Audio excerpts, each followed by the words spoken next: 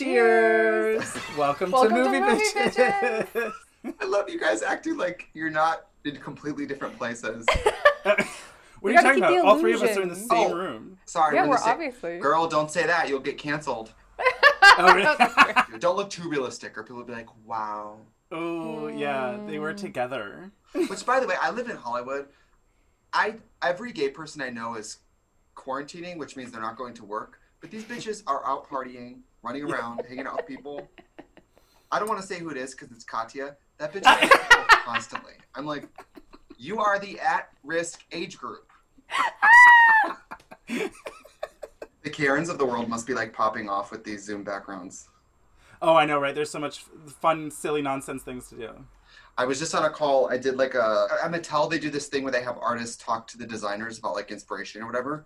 And I got to talk to the design team of Barbie. It's like old gay guys who design Barbie who are on like the worst pixelated, differently lit Zoom backgrounds. Somebody taught Grandpa how to use the Zoom background. Oh my God, right? It's been really exciting. fun. It was really cool. It was very surreal. Yeah. I was like, I always thought this call would be with legal. So I'm just like happy. And they laughed, thank God. Oh, good. They were really cool, actually. I think it's pretty obvious to them as Barbie people that whatever I know, my encyclopedic knowledge of Barbie comes from like a place of worship and like reverence, not like making fun of them. Oh, sure. Absolutely. Did you watch the Toys That Made Us episode of Barbie? Sure did. It's great. It was so good. How do you want me to introduce you? Legend, icon, and star. Great. Skinny legend. Yeah, skinny legend. Welcome to Movie Bitches, Retro Review episode 43. Tonight we're reviewing Rocky Horror Picture Show with a very special guest. We have the fabulous, the incomparable TRIXIE MATTEL. I don't know where I'm pointing. She's there. I'm right beside you. She's right here. Ah. Oh, yeah, so real. The Rocky Horror Picture Show. So to celebrate the beginning of Pride Month, we're using this as a launch pad for what we're calling summer camp. So we're talking about all of our favorite campiest movies all summer, and it's going to be really fun. So we're going to make a playlist, and you can join us. Some of them we've already talked about, and some of them are to come. I'm glad we're doing Rocky Horror. In my office, I have this giant poster from the 10-year anniversary of Rocky, and I don't know if you guys have seen it. It's a red background, black wedding cake, tiered wedding cake, and it's all the characters of Rocky as like Barbie dolls painted. It's from the 1985 like 10-year like anniversary. Love that. My boyfriend found it for me, and I have it framed in my office because he was like, "It's two things you love, Rocky and Barbie," and I was like, "Totally." Yeah, that's fabulous. If you haven't seen Rocky Horror, please go see it. Watch it with friends. I think it's fun in a group setting. Even if it's a Zoom group. Yeah. Hey, that could be fun. Put the Maybe lips watch it behind with you. someone who's seen it, so they can like, because you're gonna have questions. Yeah. So they can like hold your hand and just say, it's okay, come with me on this journey. Yeah, or watch it with someone who knows all of the callbacks, and then they can like teach you along the way. Nothing's more fun than watching a movie with someone who knows the words front to back and is saying them the whole time. Yeah. Us, yeah. I see you went with the tightest shorts you could find. The tightest, yeah. You have to. But It's half of our subscribers. They match the shirt, so I figured it was good. I'm surprised you guys have pants on. I mean, that's a big effort compared to most people right now. So. That's true. I know. I saw the reunion. Yeah. Oh. Whoa! What's with that mask? Choices. I'm probably gonna get canceled, but I just thought, you have all these beautiful suits. Put on one of the lovely suits. Right. And then like right after that played the ad for RuPaul going, "You want to make more money? Wear a suit." I'm like, you want to make more money? Draw on your eyebrows. That suit jacket. Oh my gosh. I'll tell you what, if I had RuPaul's build and I owned all those suits, I'd be sleeping in suits. Oh. You wouldn't be able to take me. Jada for the win. Skip to the end. It's good to lose against Jada because she's so good at everything. You can't even feel bad about yourself. You know what I mean? Yeah. She doesn't have a hair out of place. Who'd you lose to? Jada Essence Hall? Oh, that's fine. Like, that's fine. It just means you're human. You're not God. By the way, I've been doing drag with her since we're both from Milwaukee, you know, and we've been doing drag together since we were like, I don't know, 21, 20. Oh, wow. Oh, She I has love it. literally looked like this since since then. She's since not, the beginning. She doesn't have booger phase. Like, she looked this good always. And so nice and, like, so professional. All the booger girls like me loved her, and all the pageant girls from, like, the clubs loved her. And just because she kind of does that type of drag where no matter what, it's kind of like, it's irrefutably like, that's Bears. Yeah.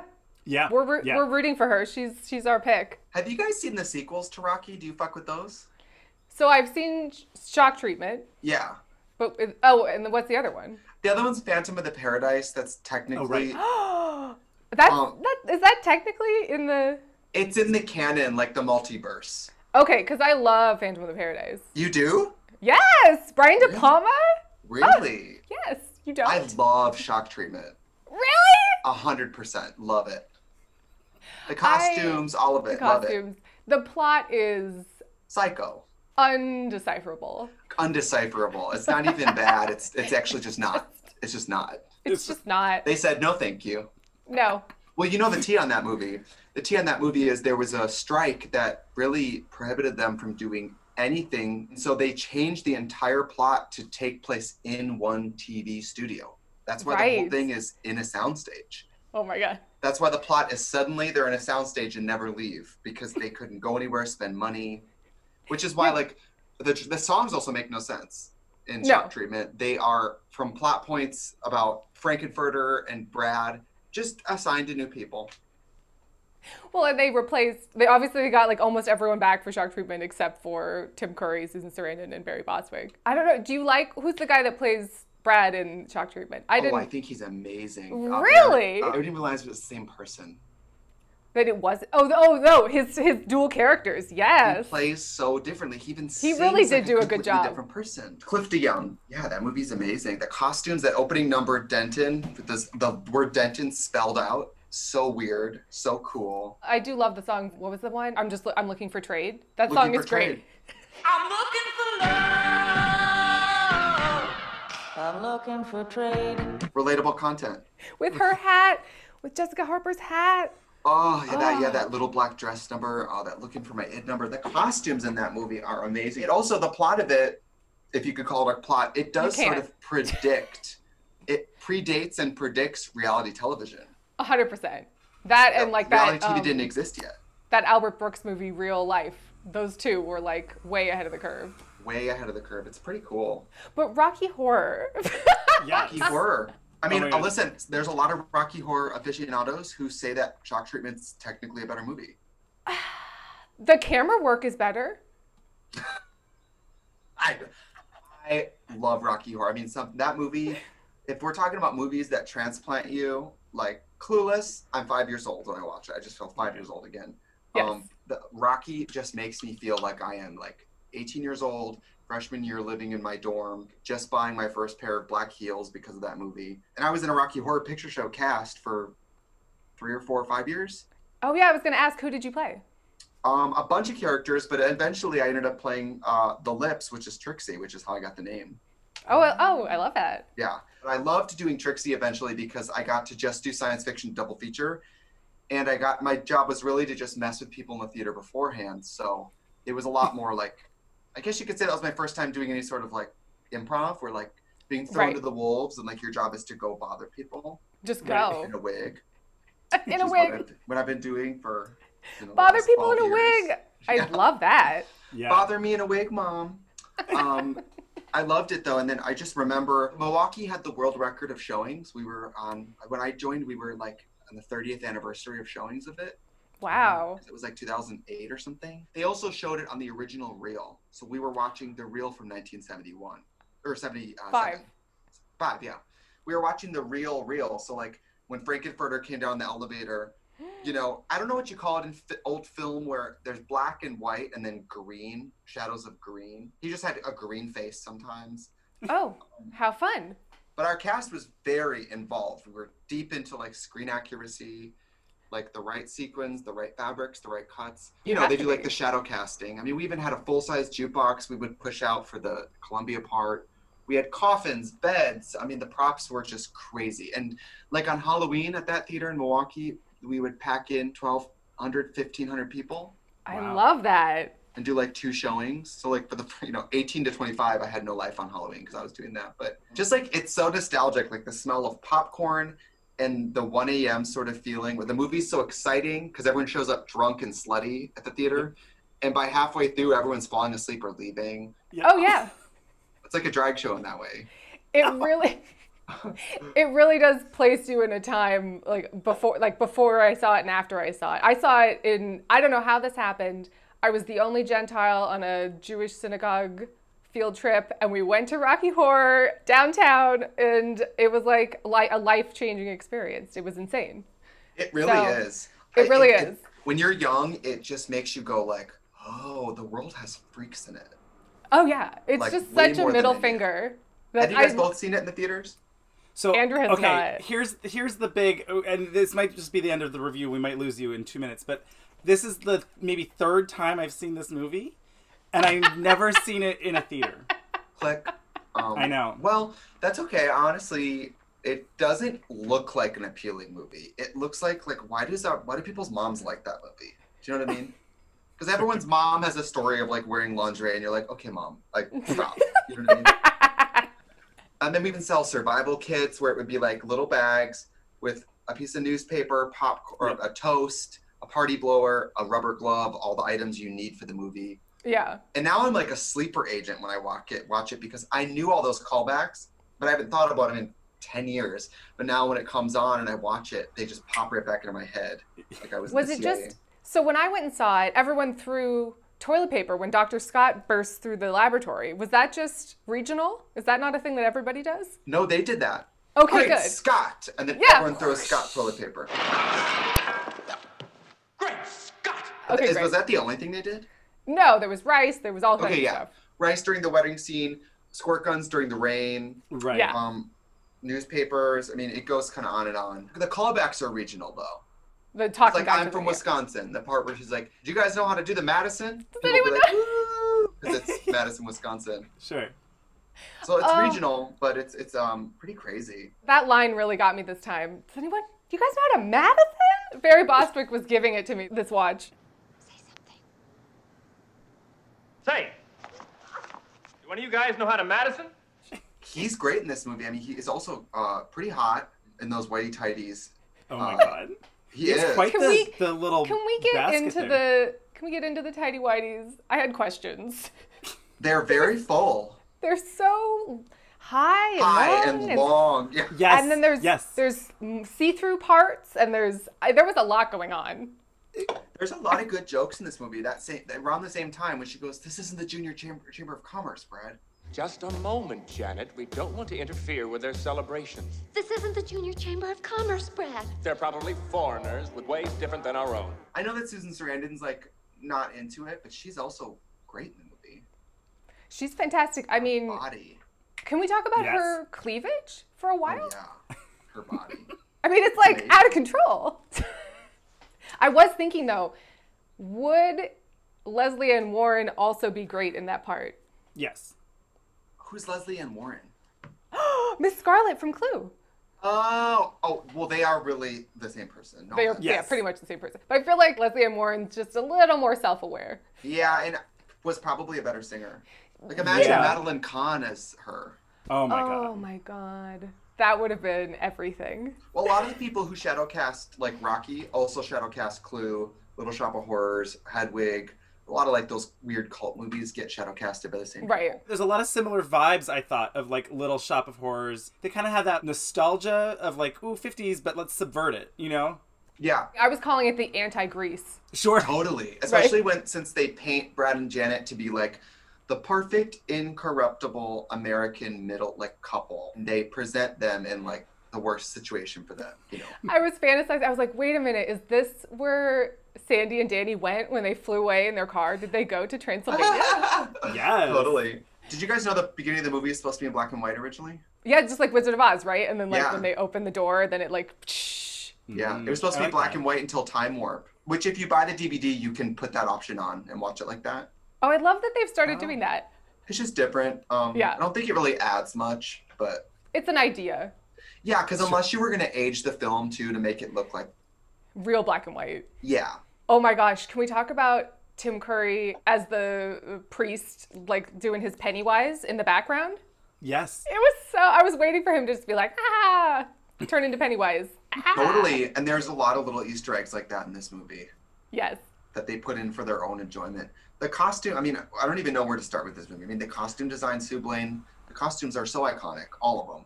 Out of control. I wouldn't say as a film it's necessarily successful in the storytelling, but if you think that it has the world all-time record for movie theater showings, it's like, I would call that It's still the successful. longest running theatrical period film. So Yeah, I mean, I don't even know what number 2 would be. fucking Titanic or something. It's probably like Titanic or something, yeah. Which makes a lot of sense. Oh my God, him in that Titanic lifesaver, I was like, rude. I love it. It could be The Room. Yeah, I think It might be The Room. Yeah, that could be it. I was kind of bummed. I was thinking, like, I wonder if the record is over now, or if there's, like, maybe a drive-through somewhere that's still playing it so that it still counts as, like, a theatrical run. My theater in Milwaukee still plays it. Even, like, during this? Oh, I guess not right now. That's right. That's what I was wondering. But, like, if a drive-through could do it, right? Right. I think they still have a number of years on any other movie. So once it starts back up again, they'll be fine. So apparently Steve Martin auditioned to be Brad. And I was like, no, but interesting nonetheless. Yes. I was thinking Rick Moranis. As Brad? No. He's that dweeby. It's the same kind of, like, you know. No, but Brad's hot. Brad's supposed to be, Ronald Reagan. Well, it's hard for me to imagine anybody else as any of these things. Tim Curry, I mean, it can't be kind of understated how brilliant he is. The points where he chooses to look at the camera, little things that you're like, I'm The sure you way- just added this. It wasn't even suggested to you. You just invented it. The way Yeah. he says words. Just like I could listen to him say Rocky for the rest of time. Rocky. But every word choice he's making, I guess he said he based it on Queen Elizabeth and his mom, like the accent that he was doing. But every word has just the littlest like affectation here and there. It's just Yes. We could talk about Tim Curry for the rest of this review, honestly. Yeah, or Laverne Cox. Yeah. Oh, because the did you like live. the TV one? Yeah, I mean, it's not even a comparison, it's not. Right. It's a different thing. Yeah. Tim Curry played the criminologist, right? In the Yes. TV one. I loved how they did in the TV one. I loved the science fiction double feature because it was the usherette like opening up the theater almost. That was fun. That was a fun twist on it. That was cool. Also, Peter, what's his name? Peter Hinberg? No. Hinwood. Peter Hinwood. His body is amazing. That part where he traces down his abs past that little mole, like, oh my God. His body's crazy. What's your favorite songs? Well, when I first saw it, Meatloaf was my favorite. That whole part, I was so into all of that stuff for whatever reason. I thought Damn It, Janet was the funniest thing I'd ever heard. Because I was like in middle school and I was like, oh my God, they're saying damn it? I've one thing to say, and that's damn it, Janet. I love you. What's happened? In a movie? In a musical? What? Did your parents care that you were watching it? I don't think they know. Fierce. I didn't see it till I was like 17. I don't know how I got on that big blue bus to that theater, but I'm glad that it happened. I love it. I was thinking about it, like, because I'd seen it so late in my life, like, I didn't have a lot of those things. In watching it again now, I realized how many of the songs were, like, just in my life, and I had no idea where they had come from. Including, I realized that there was a song that they would play at the gay bars when I was studying abroad in Italy. How fun. And they would play Creature of the Night in Italian. And she'd be like, toca, toca, toca, toca me. Oh yeah, toca, toca, toca, toca. I'm such a nerd. I used to even own the albums of it in other languages.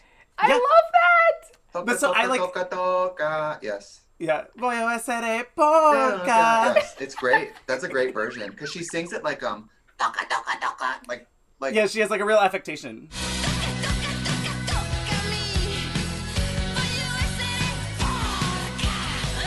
The album versions are so good. The Broadway revival's amazing. Joan Jett was in it. She played Magenta. No, she played Columbia. So instead of tap dancing, it was like guitar solos. So cool. Oh, I love that. Yeah, the original cast, the London Roxy cast, the singing in it, and it's because it's so old, it's like mostly like piano rock too, which kind of changes it, makes it a little more comedy. The singing in it is just amazing. These like, rock singers doing like Broadway comedy acting is like amazing. Yes.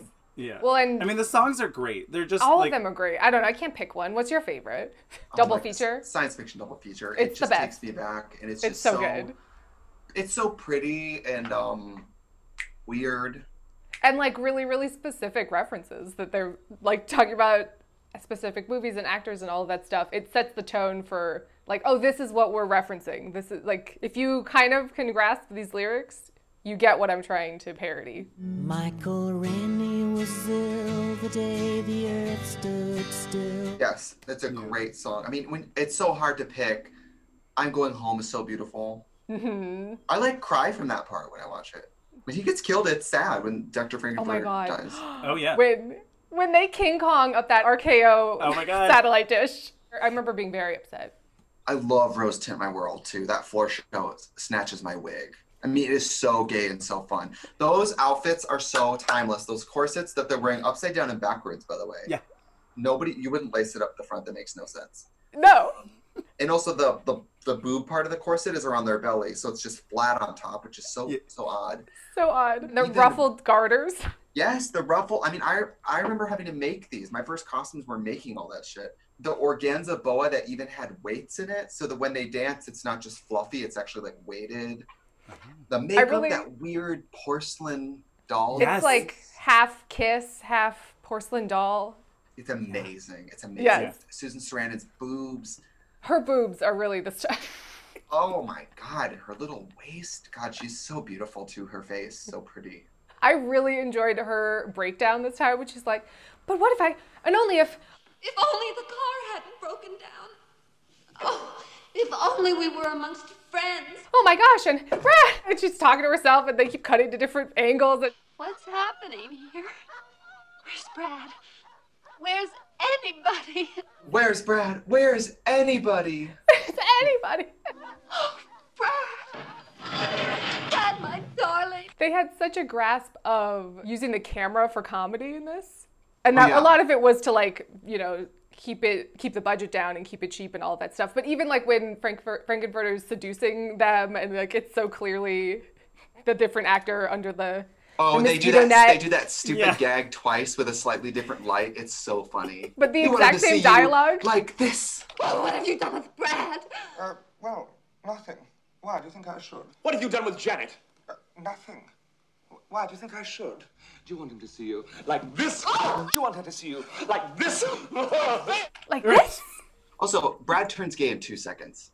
2 seconds. He's like, oh, but I'm into it. Come on, Brad, admit it. You liked it, didn't you? Well, you promise you won't tell. I've seen somebody switch so fast since Chilling Adventures of Sabrina.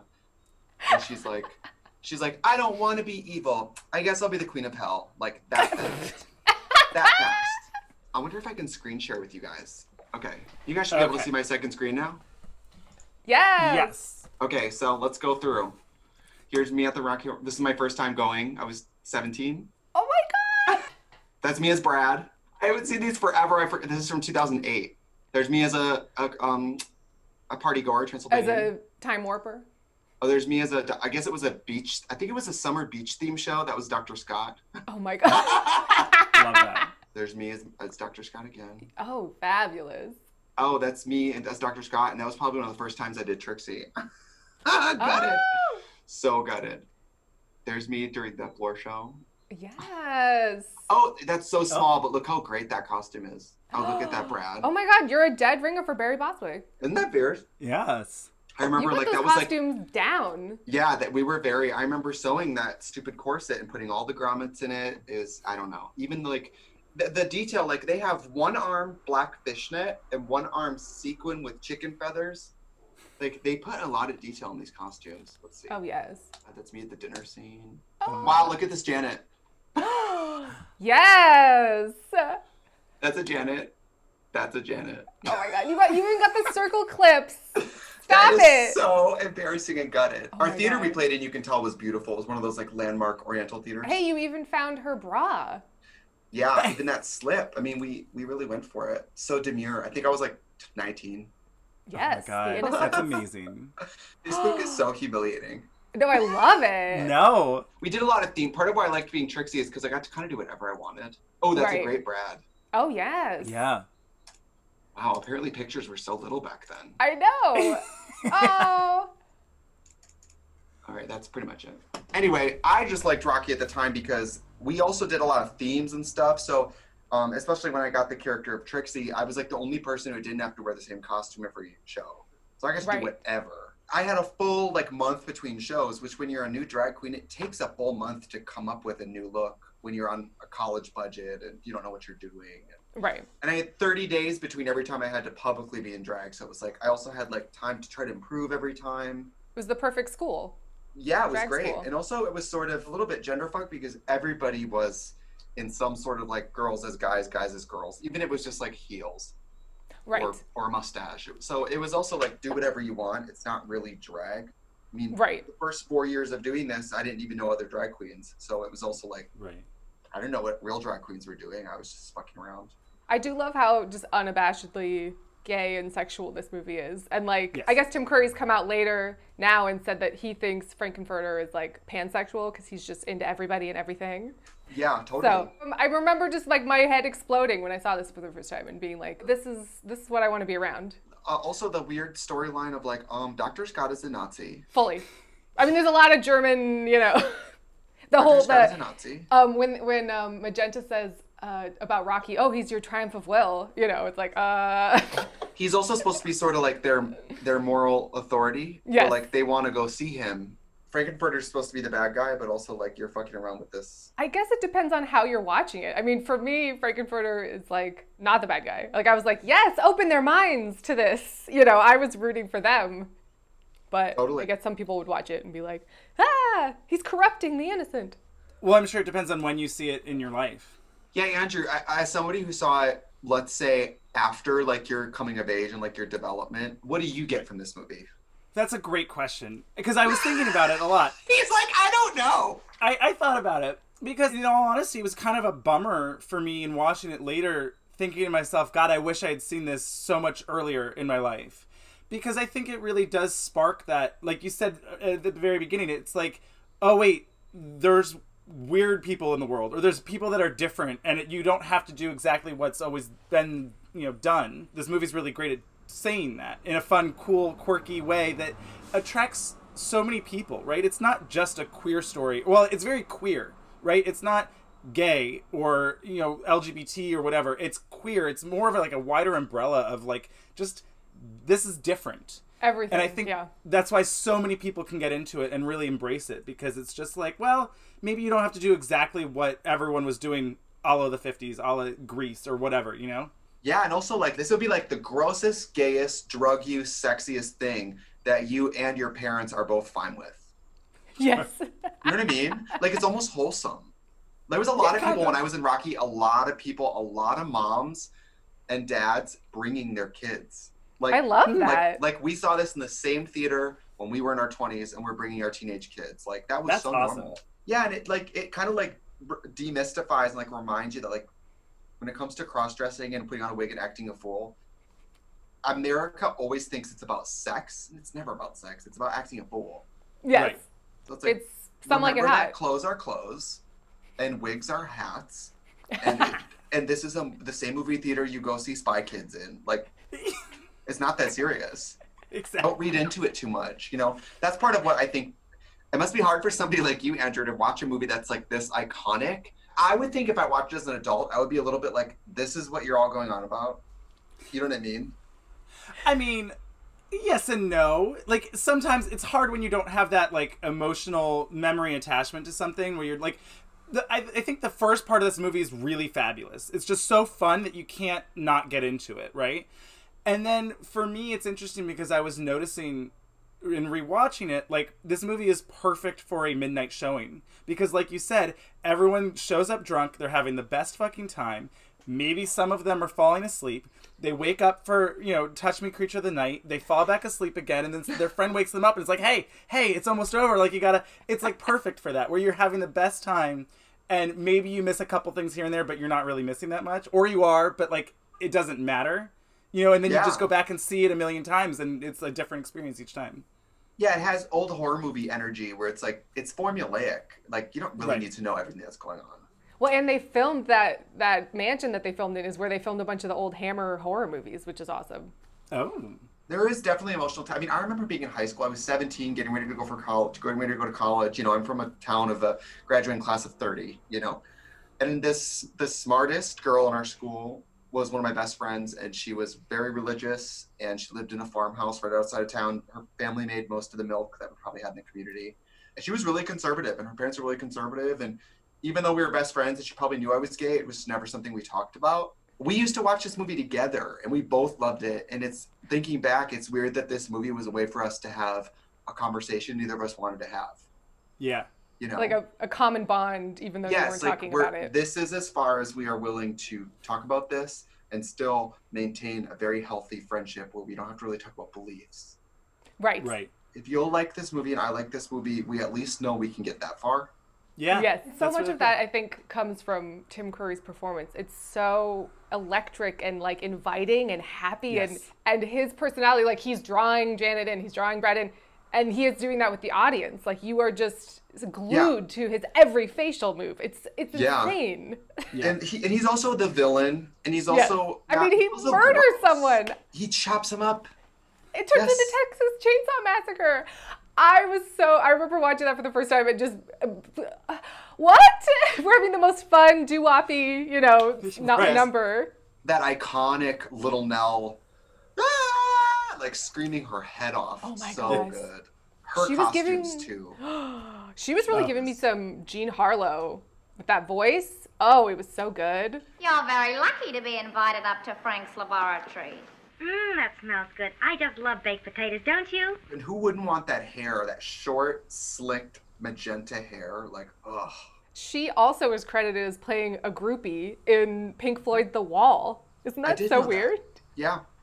Like, she's amazing in Shock Treatment too, as that nurse with that long ponytail. The short skirt. Her legs. Oh my God. She's so sexy. The leg story was really the headline. You don't really get how sexy she is in Rocky, because she's kind of clowny looking. Oh my God, in Shock Treatment, it's like she could just do pornography. We haven't even talked about Riff Raff at all. Iconic. Skullet for the ages. Well, who wrote, you know, all the songs in the original book and the screenplay and everything. It's nuts. He's in, okay, Andrew, he's in Ever After. Remember that bald guy who's like gonna marry her and he's gross and he has the little yeah, he is. He looks like Hugh Jackman in Pan. Oh my God. He's that guy. He's also in Spiceworld. Yes.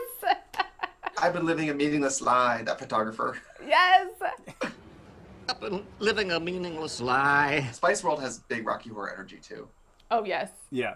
Do they play that at midnight? They should. They should. That'd be fun. Go. That would be amazing. He's great in this movie. I mean, and playing this like kind of macho, gross role. They didn't like me. He's so good. They never liked me. That hair, that bald on top, long. Yeah. Oh, so brilliant. Like, who would have thought to put a horror movie with rock and roll musical with like sex and drugs? It's just so smart. And I love that overall it makes fun of America's obsession with being like anti-sex, anti-drugs, anti-anything. That's the horrors. It's like, they'll make you do drugs and take your clothes off. Well, and all the 50s monster alien invasion movies, that's all what they're saying. Except in this, they're actual aliens and they're going to corrupt you with sex and violence and rock and roll and drugs. Yeah. By the way, I mean, does this movie made me wish I was an alien. The aliens seemed. You wanted to be from Transylvania. Yes, those little soup. But by the way, very diverse cast too. Those all shapes and sizes and ages of people. In Time Warp, yeah. We haven't even talked about the laboratory at all, by the way. Amazing. Those peppermint barbells. Oh my God! Right? Yes, the room is almost a dome. It looks like a emptied out pool. Yes, and it's like tile with the double ramps. Yep. That whole creation scene, the lighting flashing, and open the switches on a sonic oscillator, and the lights are splashing on his face, and there's all those turn things where the rainbow goes in the water. Yeah.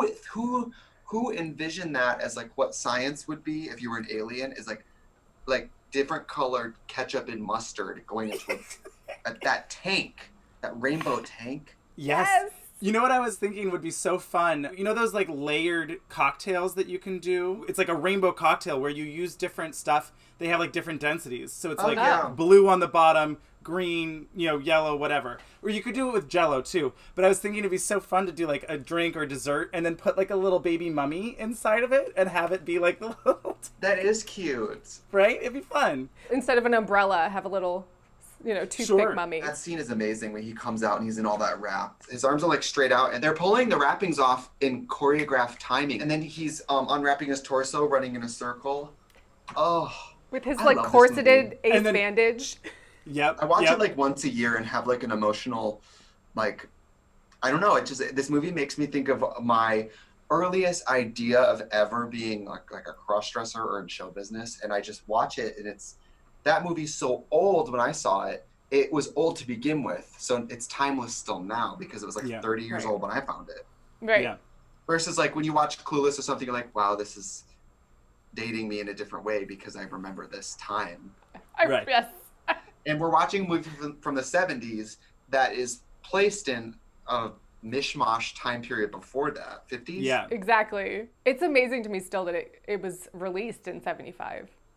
Like, it's that old. Like, it's nuts. So many iconic moments, though.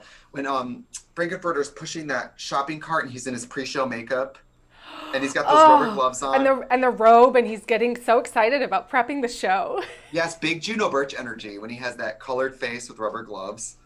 And then he walks up to that control panel, and he, like, just goes like this and hits all the buttons. Yes! The switch that brings them back to life. From their statues. I had a fun idea that I thought was kind of a missed opportunity, but because it was like the Medusa, right? Yes. Yes. And then it was like D-Medusa. But I was like, what if it was D-Dusa? I love that too. Right? I mean, it's really silly, stupid wordplay, but I was like, oh, that'd be fun. You should have been there. You could have added value. Right? Oh my God. Mm-hmm. Oh, we haven't talked about, we could have a fucking conversation about the makeup in this movie. Oh my gosh. The linear black sort of gradient of like a stone gray up to the brow bone. Oh. Little pink like little lines, and then the blood red. It just makes me think of like theater makeup and like manic panic and like goth makeup, because all those Rocky people, they use like goth makeup. Yes. This movie's credited as like starting the punk rock look, the punk rock scene with his jacket. Oh, that jacket. Which jacket? On. When he gets interrupted giving Brad a blowjob, and then he has to go to the lab, and he's got that leather jacket with all my God, yes. Oh my God. With that lingerie on, the whip. Yes. Yes. Whipping riffraff. Oh. The Columbia makeup, so weird, like white face. Oh yeah. It's very bizarre. Got that magenta makeup, that black circles with bottom lashes and top lashes, spider lashes. And Riffraff's hair at the end, that cornucopia, whatever the fuck. Yes, like a banana. It was like really crazy. Yeah, it was great. And her Bride of Frankenstein makeup. Yeah, of course. Or hair, not make. Well, makeup too. Well, what do we think? Okay, so Eddie comes out of the freezer already slashed from a previous encounter with the ex? No. They took half of his brain to create Rocky. That's right. Oh, I guess we needed some stitches. It's lit though. And in the play, the Dr. Scott and Eddie are the same person. They cast them the same role. Oh, yeah. Oh. Meatloaf is good. Dr. Scott. Brad. Janet. Brad. Dr. Scott. Janet. Brad. Rocky. Janet. Dr. Scott. Janet. Brad. Rocky. Rocky. The way he says Rocky, it really gets me. Rocky, yeah. Rocky. Also, there's so many lines in this movie turn into normal, like Great Scott. Yes. Yep. Like, I made you and I can break you just as easily. That's in Jawbreaker. Well, and Great Scott, I mean, I guess that was a thing before, but like Back to the Future. And I loved the way that he says proud of, like, the way that he says proud. I can't even do it. It was almost Irish. You must be awfully proud of him, Janet. He was like working with Floyer. You must be proud of him. It was so weird. And I was just like obsessed with it. I guess because he's trying to blend in as not an alien. There you go. I love it. Also, there's that part where he goes, well, how nice. And he looks at the camera guy's crotch. Well, how nice. All those low angles of Rocky in those golden shorts. He's chasing him around, just like. Yes. So and good. when he's riding the what is that called? The Olympic thing where you the pommel horse. The pommel horse. Oh yes. Oh my God, he really was grinding on that pommel horse. He's pansexual. He was going for it. I mean, that guy is so hot, Peter Himwood. He obviously is not a great actor, and he didn't sing that. Somebody else sang it. Yes. But he's so hot. His bad acting is endearing and is very appropriate somehow. Yes. He has that weird bowl cut, that surfer bowl cut he has. Oh my God, right? Oh, I know. It's not good. Actually, like 3 years ago, I was on tour by myself. I was in Wales, and I had the week off. And in Europe, there's productions of Rocky Horror touring every year, all year, like stage shows. And it's all people's dads and moms who are going. So I went, and when you're a single person theater goer, you can get pretty sweet tickets at the last second. I got like second row tickets to it, and I'd never seen it with like British people, which is a whole different thing. Because, you know, that's like their, I don't even know, that's like their national anthems or all those songs, you know. So then it was like, I'm seeing a show that's like a touring Broadway musical, and people's moms and dads age people are running they're standing up and doing the time warp. They're yelling things. They're yelling the callbacks in a theater during a live production. Crazy. I love that. Maybe that's how you can go see it, Andrew. Yes, I would do that. The theater experience. Do they even have that in LA? Do they even show Rocky in LA for midnight showings? They do it at the one at UCLA. Oh, it's probably college kids doing it. Yeah, in Westwood. They do it there.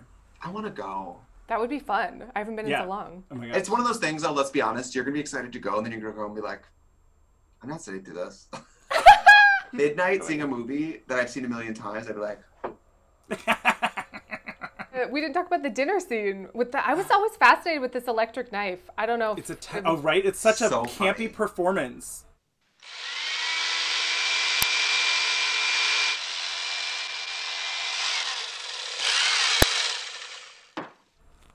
With his like ice skating outfit top thing? Full ice skating outfit with no breasts on. Nothing. Just sheer with it's like stones from here to here. Yes. Happy birthday to you. Happy birthday to everyone. Shall we?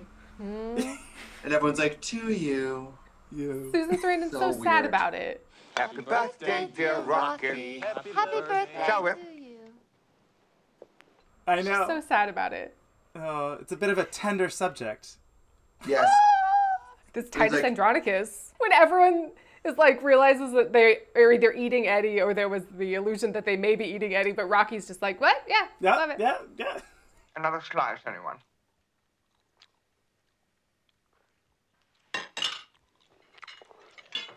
And in a way, he's eating himself, which is even worse. I was just going to say that, yeah. I did notice this time when they're doing the can, all of them at the end, Rocky's high kicks are really funny because they're not high. Not much of a dancer. Well, he also can't walk in those shoes. Oh my God, there is nothing more glamorous than the beginning of Sweet Transvestite. Which we should probably say when we say transvestite, we're talking about this song in this film from 50 years ago. Yes. It's not our POV. We don't use that word. But Sweet Transvestite, when they're backing up to that elevator and you see the back of his platform stomping to the beat, it is so cunt. His Dracula cape. Oh my God. And when he turns around and she faints, it is so over the top and so fierce. That cape gets thrown off. It is my God. It's so sexy and beautiful and like cunty. Yes. It's so good. That might be my favorite. Probably one of the most fabulous entrances ever. I think it's probably the best. Let's just say it's the best entrance ever. Those platforms on the elevator. Oh. And the anticipation.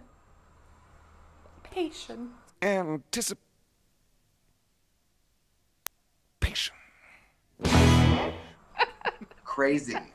I'll get you a satanic mechanic. What the fuck does that mean? Also, you got caught with the flaw and he looks right at the camera and says, how about that? Which is like, it suggests that he is the reason they have a flat tire. Yeah. Right. It's not an accident. Oh no. Reveling in corrupting them. Also, this thing, when he sits in the chair like this. Oh, all of it. Every Sorry, single... I'm kicking you. I'm kicking you right now. Oh. Oh no. Ow. God. gosh, get out of here. And they're like, or maybe for a bite, and she's like, bite, and like licks his leg. Oh my God.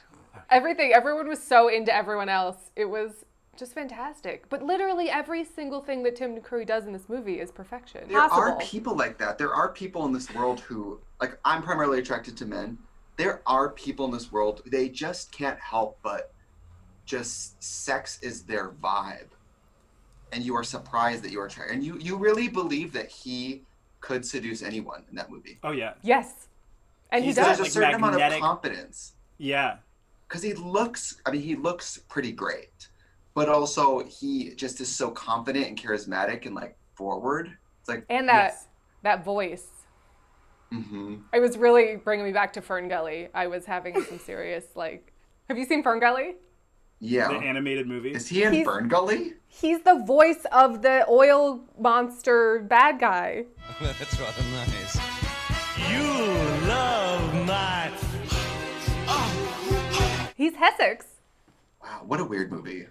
Very weird. Yes. Christian Slater was the voice of, like, the dumb guy. Oh, Why does so he good. get shrunk? Fairy magic? Because then, yeah, Robin Williams is Batty. Batty. I gotta rewatch that movie. I haven't watched that movie in probably 20 years. Not gonna lie. It was a real message movie. It's rare when someone completely invents a role so fiercely that, like, it could just never be done or compared to ever again. And Tim Curry does that in everything. Everything. Yeah. We were talking about that, how every single movie he's in, whether it's good or bad, he is the best, most iconic part of it. Like, even we were talking about, like, Annie, and somehow he even outshines Carol Burnett. Like, I don't even know how. Did you guys watch Clue? Yeah. Oh, yes. Oh, yeah, with Katya. Yeah. Because he's so iconic in that, too. He has a million lines in that, too. How could he memorize that? Every line. And they're all circular. He's talking in circles. I mean, I don't know how you would even memorize that. Again, the way he says words, now I say them like him. Like, it's just become part of my vernacular. Why would they come? Nobody's called them. Communism with just a red herring. Yeah. Yes.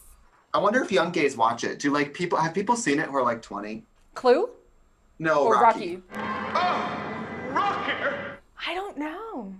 Comment if you're 20 years old and you've watched it. I would certainly hope so.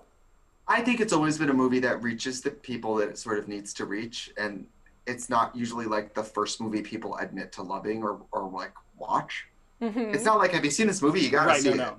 Right, it's not a secret. It's not, even Clue is kind of, not everyone's heard of it or seen it, but everyone knows about Rocky Horror at least. But not necessarily have seen it. Case in point.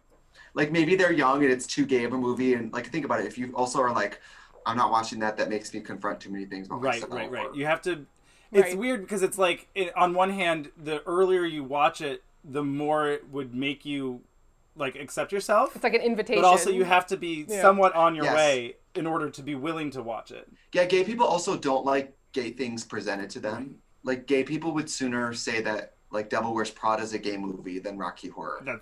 That's nonsense. Gay people are like, where's the gay content? And then you give it to them and they're like, Gay people are weird. They want gay content, but they're also weirdly resistant to it because they don't like feeling pandered to. So they watch gay movies being like, I need to collect information on why I'm going to hate this. Like, when content is made for you, quote unquote, then it's like you have a little bit more of like a personal and specific focus on it, where you're like going to be more critical in some ways because you want it to be the best. You want it to be amazing because it's so few that we get, True, very true. Oh, it's a great Halloween movie. I mean, if you're looking to watch it for the first time, it's very like festive, like beginning of October. You don't want to watch anything too spooky. Right.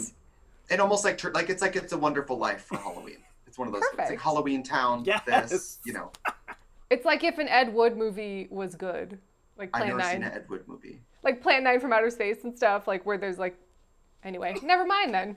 Oh, like shit horror movies. Like a shit sci-fi horror movie. Like Ed Wood wanted to be this, Orson Welles guy, and he just made the shittiest, worst movies. But this is like as if he actually somehow made a good one. We didn't talk about The Criminologist at all. Oh no, really. he has no neck. Yeah. Anchor of the film, really. The only plot points we get. The only plot we get is given to us by him. They did it after the fact to make it make sense or something, but his like fourth wall breaks and all of that stuff, it just added to the comedy. It was almost like Airplane or Wet Hot American Summer, where It knows what it's doing, and it's doing it very well. And that's I think what I reacted to the most, comedy-wise. I always have like a warm response to like I would like, if I may, to take you on a strange journey. Because it just is always like, ooh, this movie started, you know? Yeah. When I was in the show of it, you know, there's a part where he freezes all of us, you know, you're a hot dog. And then only a few minutes later, there's a whole monologue from the criminologist, and then it's Rose Tip My World. Yeah. And it just makes me think of like ripping off whitey tighties and like Speed trying to pull on fishnets and a full corset and the full makeup in like a few minutes. And it just makes, even that just makes my heart race, because that's the whole section where it's like, and what if the floor show, all that shit. And it just makes me think of hearing that on theater speakers and like sweating and like. How did you guys recreate the pool on stage? It was one of those things where it's like a theater, and then it was like an old landmark theater where they used to have the orchestra pit. So we would jump in. Oh, that's fun. Yeah, not get murdered and not die. Right, just some mattresses put down so you don't hurt yourself. Black fishnets and thigh highs and garters definitely have a moment in this movie. Oh yes. Especially that shoe that he wears, which is sort of like a chunky sandal, a chunky Barbie mule almost. Yes.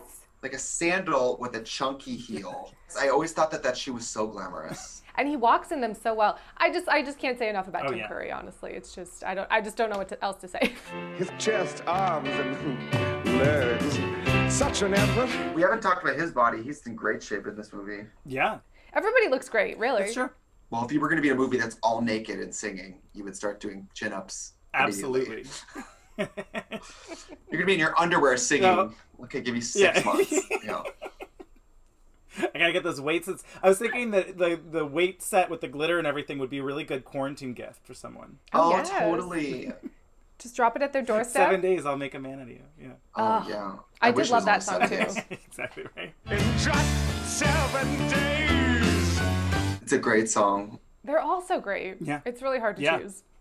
I'm trying to think of the soundtrack. I'm trying to think of like if I could cut one with like what's the superstar. I mean, science fiction double feature really is the moment. I guess Time Warp's the most like radio friendly. Sure. Like, you know, it's like the hokey pokey. Yes. There's a Light. I always love that song too. Oh, I love There's a Light in the Velvet Darkness. So good. And then there's one that's cut called Once in a While that Brad sings about after he sleeps with Frank. He sings like a ballad that they cut for some reason. Probably because Barry Bostwick wasn't that great of a singer. Yeah, he did his best. Yeah, and same with Susan Sarandon. She's not that fabulous of a singer. No, but she kind of made it work. Well, thank you so much for joining us. Of course. This such a fun way to start. Gay rights. It is. It is. It's perfect for Pride Month. We're so excited. Yeah, cheers. Happy Pride. Cheers. Happy Pride. Oh, look. It looks like you're holding nothing. Cheers. Cheers.